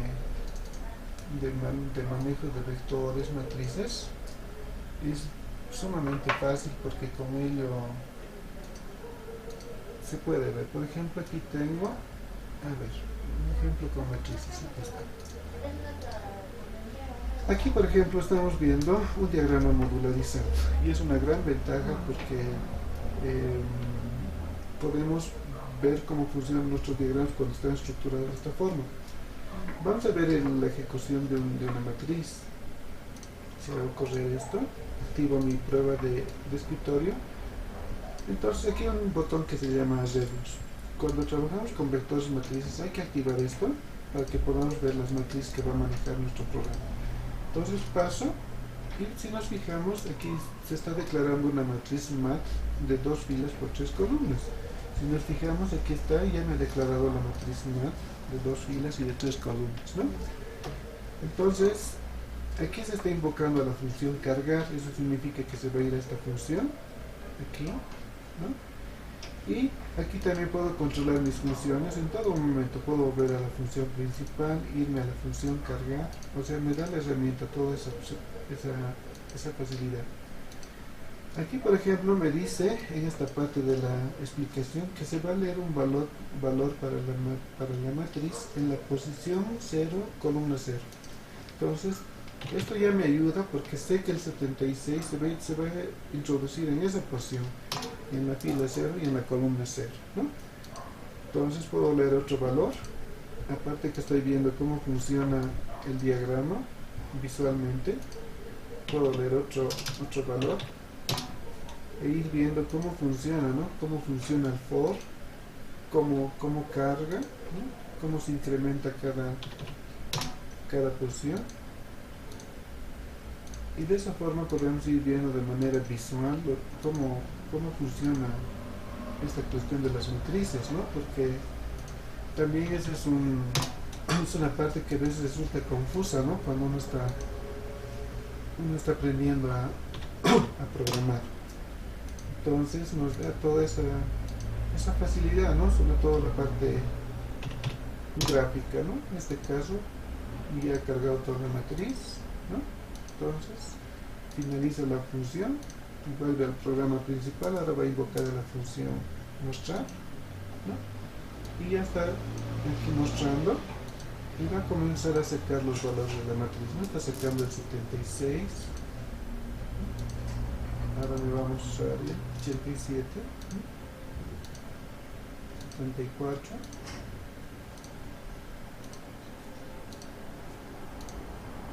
y la gran ventaja es que nosotros tenemos en todo momento esta ayuda, ¿no?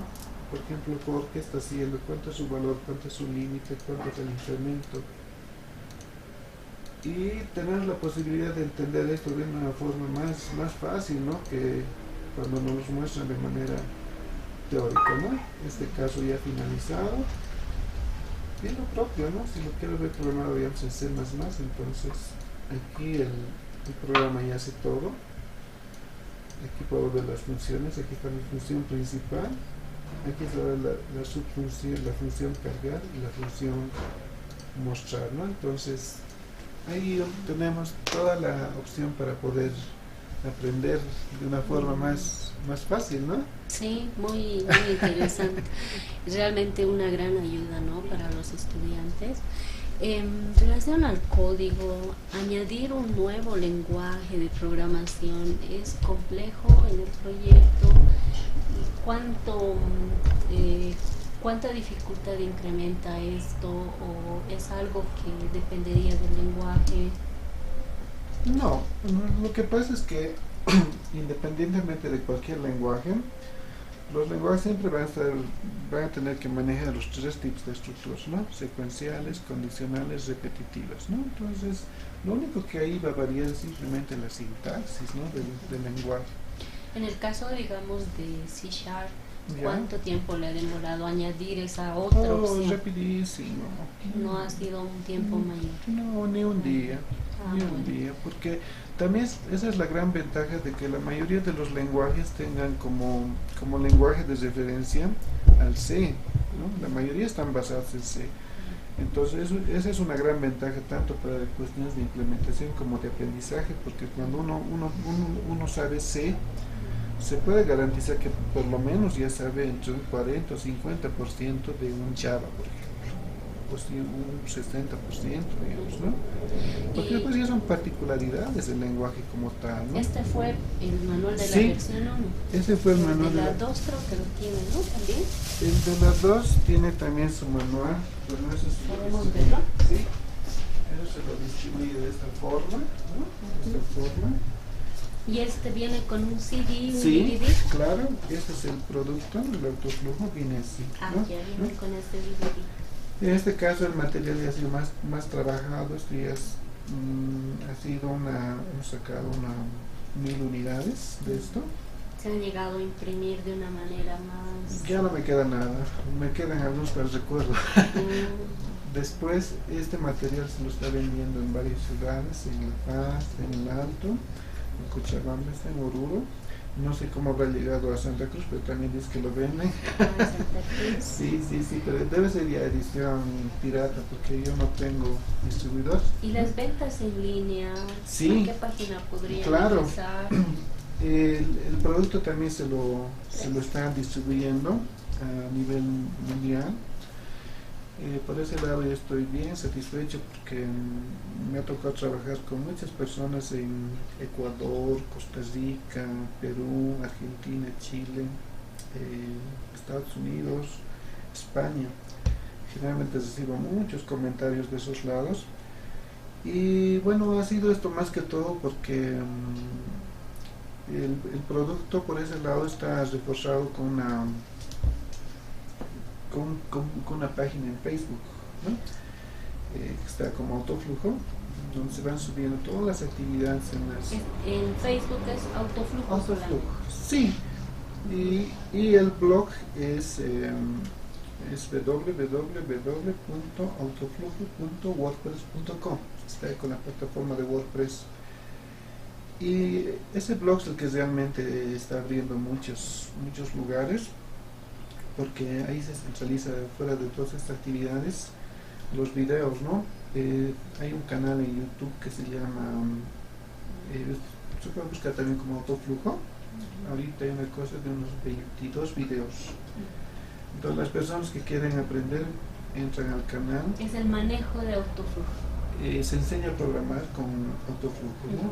Por ejemplo, hay videos que enseñan desde cero, desde una estructura secuencial, cómo se manejan condiciones, mayor de 3 números, ejercicios así, pero ya aplicados con la herramienta. Se hace la explicación, ¿no? Son videos de 12, 15 minutos, algunos llegan un poquito más, y se les enseña de esa forma, ¿no? Y se les da la opción de que lo puedan descargar. Hay una versión de descarga gratuita.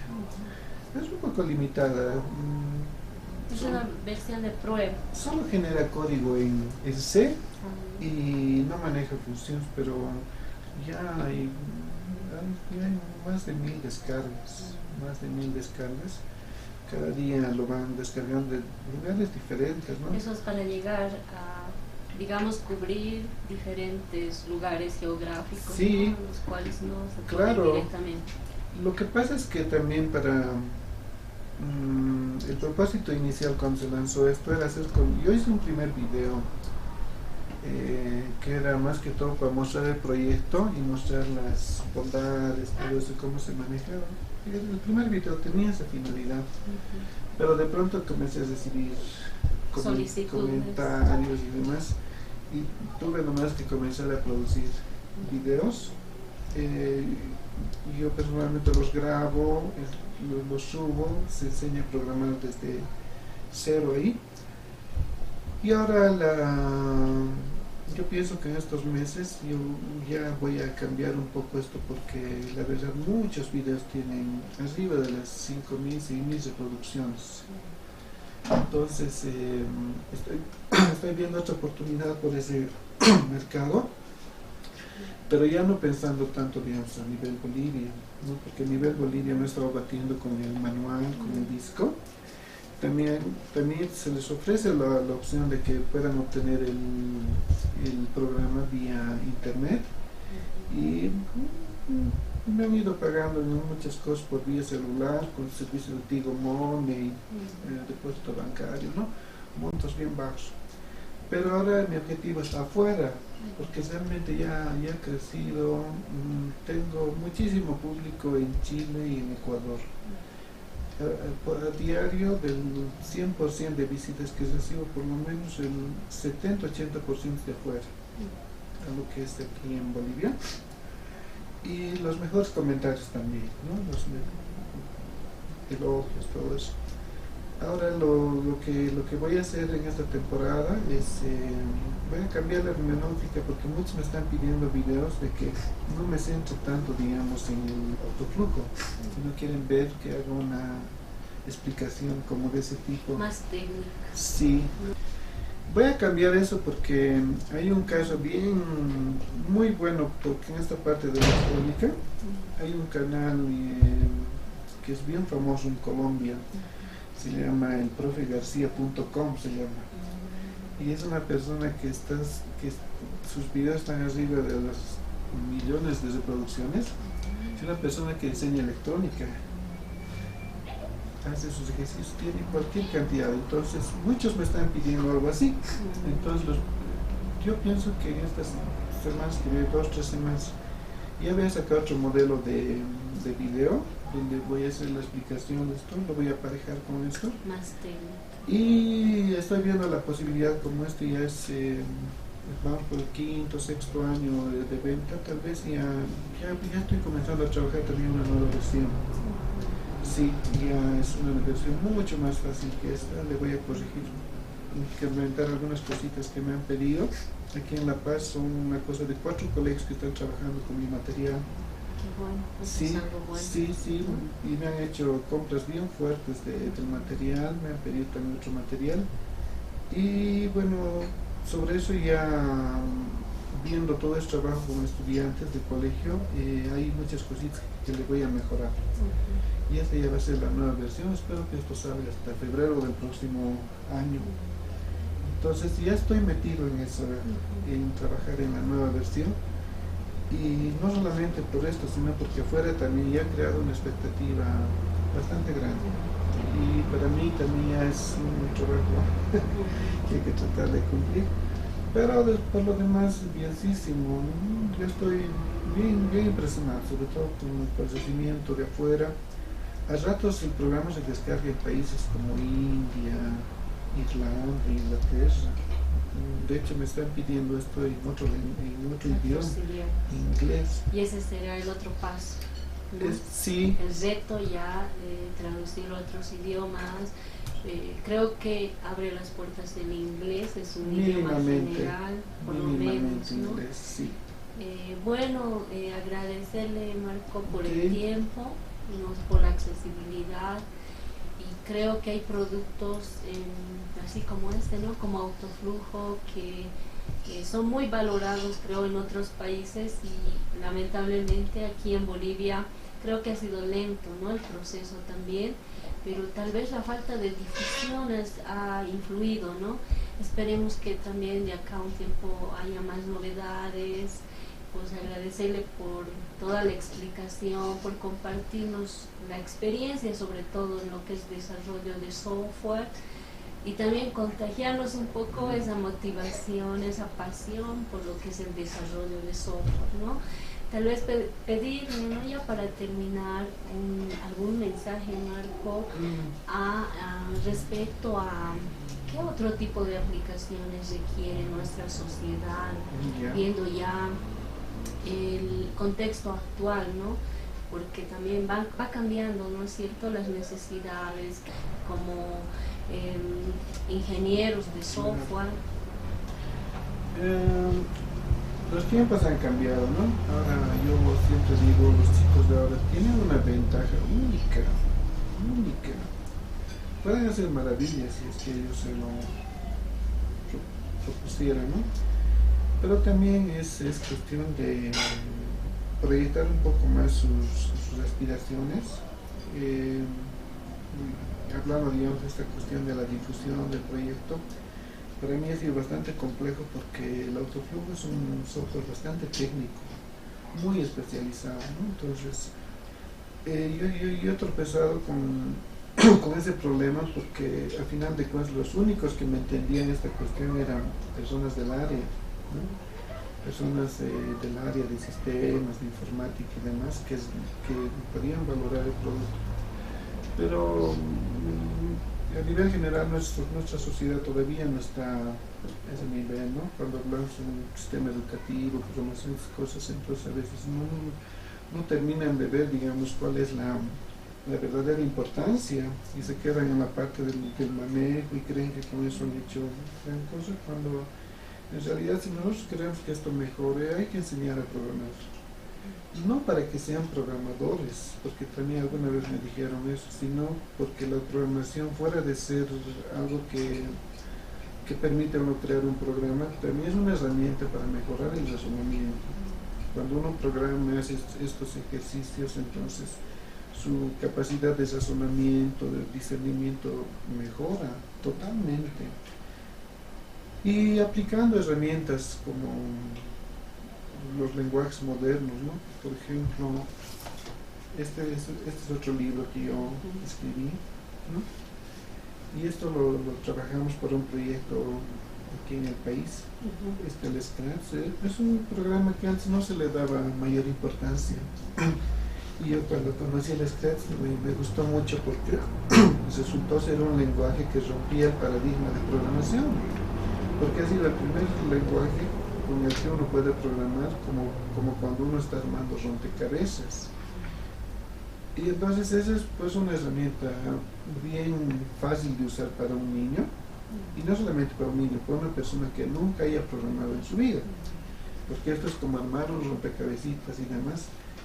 Entonces yo me di la tarea de, no había bibliografía, crear mis propios ejemplos y di muchos talleres de esto también a diferentes lugares, y sobre todo tratando de meter estas dos herramientas como parte de nuestro sistema educativo, el Scratch como parte de lo básico, aunque eso también es falso, digamos de los 7 años para arriba, y a partir de eso digamos un autoflujo y después lenguaje de programación.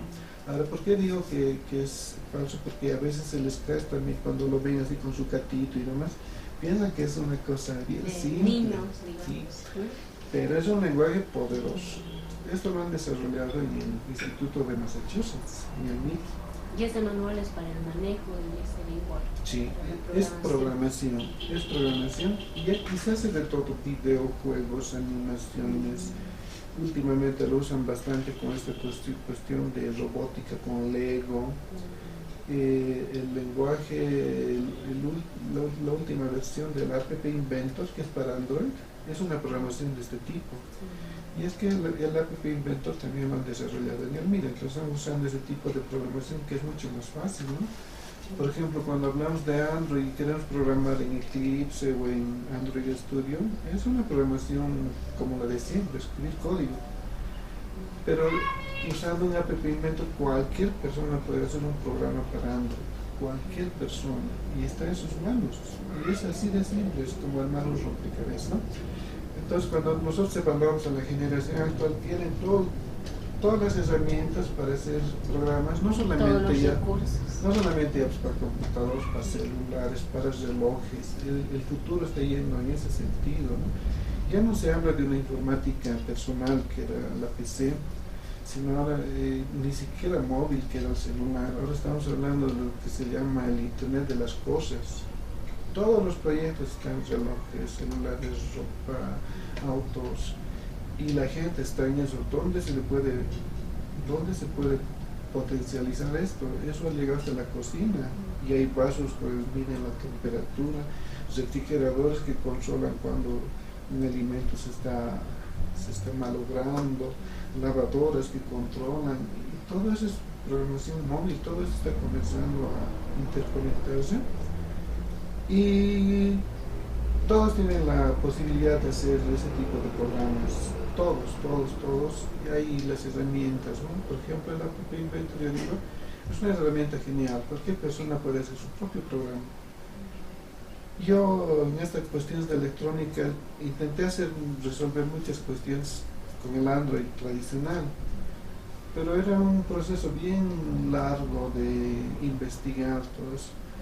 Y cuando de pronto me acerqué a este lenguaje, el App Inventor, en una mañana hice el trabajo que en 3 meses lo estaba rechazando.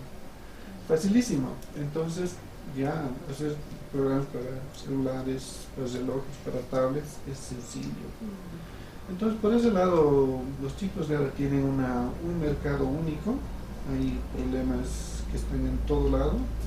Ahora, ahí la gran diferencia está entre una persona de saber buscar la oportunidad, ¿no?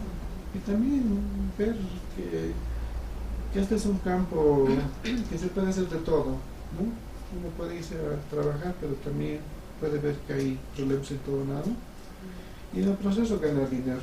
Hay mucha gente que está haciendo eso. Están haciendo maravillas con este tipo de programación, pero ya orientado así a la parte móvil. El mundo se está yendo, y las universidades deberían moverse en esa dirección también, en esa dirección. Y no es complicado. Alguna vez cuando yo me reuní con autoridades del ministerio y demás, el mejor consejo que les podía dar fue eso: tratar de meter la programación desde niveles bien básicos, con este Scratch, enseñar una parte más normalizada, más profesional si se quiere, ¿no? Y después recién enseñarse a programar, ¿no?